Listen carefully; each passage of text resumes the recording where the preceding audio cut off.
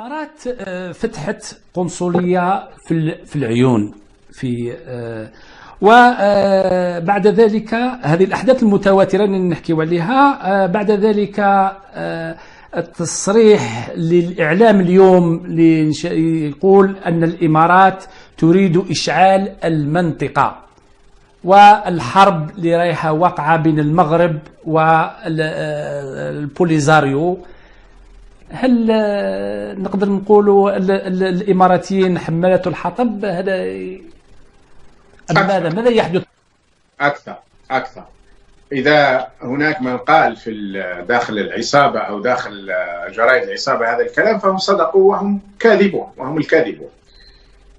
نعم، الإمارات في مشروعها وهي تنفذ مشروع من الخلف بجهات أخرى، لكن في التنفيذي هو والإمارات تريد تحطيم كل المنطقة هذه، كل المنطقة العربية، سميها المشرق والمغرب، سميها الشرق الأوسط وشمال إفريقيا، سميها المنطقة العربية، سميها ما شئت. تريد تأجيج الخلافات. نعم، إما أن تسيطر عليها كما فعلت في مصر، وهو السيسي ليس أكثر من مجرد صبي عندهم كما يقول المصريين، يعني ينقاصوا عندهم، أو تهدمها كما تفعل وفعلت في اليمن وفعلت في ليبيا على سبيل المثال، ولكنها أيضا ساهمت في هدم سوريا، وأيضا ساهمت في هدم العراق على سبيل المثال، وحاولت أن تهدم تركيا وشاركت في انقلاب 2016 هي التي مولته، وحاولت أن تدمر وتختطف قطر لولا أن الاستابليشمنت في أمريكا زائد الأتراك هم اللي أنقذوا هذا البلد.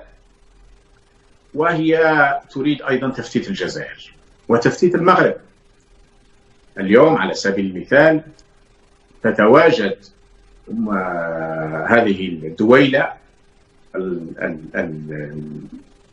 مش عارف كيف راح نوصفها، هم في الحقيقة ليست دولة الإمارات كدولة، هي دولة صغيرة وشعبها صغير، هم أقل من مليون أو في حدود المليون، إنما أمراءها خاصة هذا اللي يسمى محمد بن زايد متواجدة تحيط بنا من كل جانب، متواجدة في تونس عن طريق كثير من عملائها وخدمها وفيما تسميه هي الحرب على الإسلام السياسي،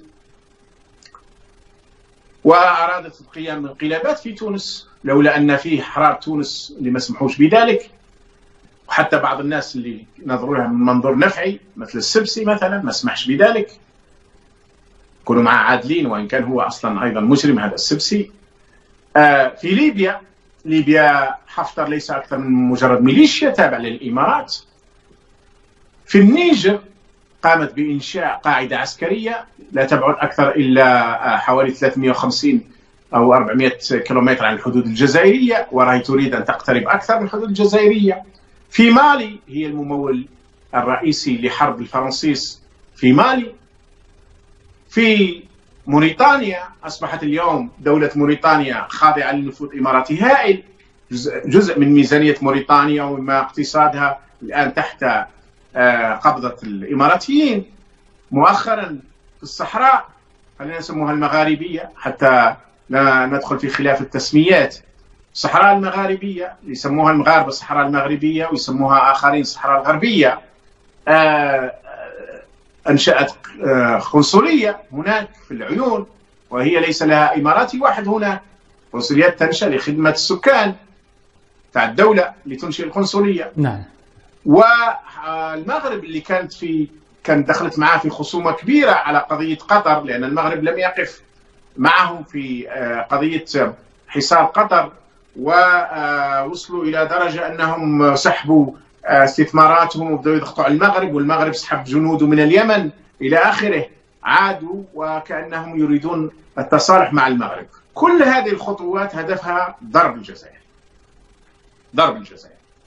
اللي سهل المهمة للإمارات هو تصرفات كمشة الجنرالات عندنا، وإلا كيف تفعل دويلة كل هذا؟ أصلا كيفاش خليناهم يفعلوا ما فعلوا في ليبيا؟ كيفاش خليناهم يفعلوا ما فعلوا في تونس؟ كيفاش خليناهم أن يجوا يديروا قواعد عسكرية عندنا في النيجر في حدودنا؟ كيفاش خليناهم أن يمولوا الحرب في مالي. الحرب في مالي احنا ايضا فتحنا لهم الاجواء. شفت وين العبث؟ كيفاش خليناهم يفعلوا ما يفعلوا في موريتانيا. أين الجزائر تحيط بها دويلة قزمة، لكن اللي سهل لهذه الدويلة هو العصابات. رئيس المخابرات الداخلية عبد الغني راشدي عنده بزنس كبير في الإمارات تديره بنته، وكان هو ملحق عسكري هناك ل4 سنوات ما بين 2015 و 2019. شنقري حيروح للإمارات وفاتحين له فيلا فيها كل الشهوات، وكانك في قصص ألف ليلة وليلة، وقبله كان القايد صالح وجنرالات آخرين كثيرين. إذن المشكلة عندنا قبل ما تكون من هذه الدولة القزمة اللي تريد تدمير المنطقة كما فعلت في اليمن وفي مصر وفي ليبيا وفي أماكن أخرى. هل يفقه الجنرالات ويفهمون ذلك؟ أم أنهم يدخلون في خصومة مع المغرب ويشعلون حرب مع المغرب؟ ليس لأحد مصلحة في حرب بين الجزائر والمغرب، لا الشعب المغربي. البحث عن عدو، ممكن يقول لك واحد البحث عن عدو خارجي وإلهاء الرأي العام وإلهاء الحراك. قد يفعلونها وهم فعلوها في 63 حينما كان هناك صراع على السلطة، لكن حينما كان هناك هجوم من طرف الحسن الثاني يومها قال بن بلة كلمته الشهيرة التي هي حق أراد بها باطل، وهي حقرونا. فالمتخاصمين ما بين الثوار راحوا كلهم للجبهة وانتصرت الطغمة العسكرية.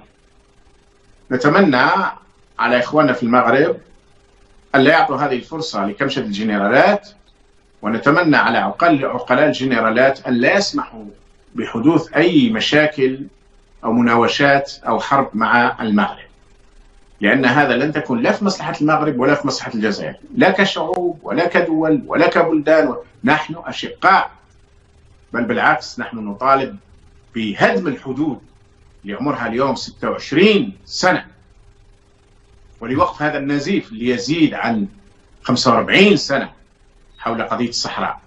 يجب أن تكون هناك عقول قادرة، لكن هذه العقول قد تأتي بل ستأتي بإذن الله حتما من أبناء وأحرار الجزائر حينما ينتصرون وتقوم الدولة المدنية، فإن هدفهم سيكون ليس فقط أن تكون علاقات طبيعية وأخوية بين الأشقاء، إنما أن تهدم الحدود والسدود وتقوم الاتحاد المغاربي ولماء الدولة المغاربية الكبرى بإذن الله. شكرا لك سي محمد على هذه المداخلة وهذه الحصة الرابعة من حصة محمد العربي. شكرا لكم أنتم كذلك على المتابعة ومتابعة برامج